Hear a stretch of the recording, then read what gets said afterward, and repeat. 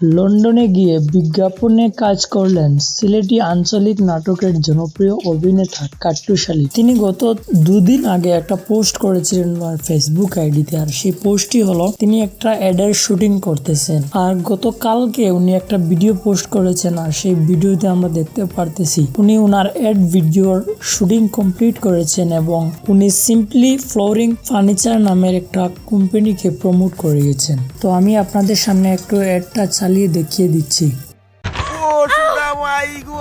তোমার বাপে বিমানি করছো, 2 নম্বর ফার্নিচার দিছো, 2 নম্বর বাপের বুড়ির লগে সংসার করা সম্ভব না। ফলো কইছিলাম কোয়ালিটি ফার্নিচার কিনো, শুনলাই না। আমি কি শরম পাইলাম। যাতা ফার্নিচার না কিনে ঘরে নিয়ে আসুন সিম্পলি ফ্লোরিং ফার্নিচার থেকে গুণমানসম্মত আসবাবপত্র।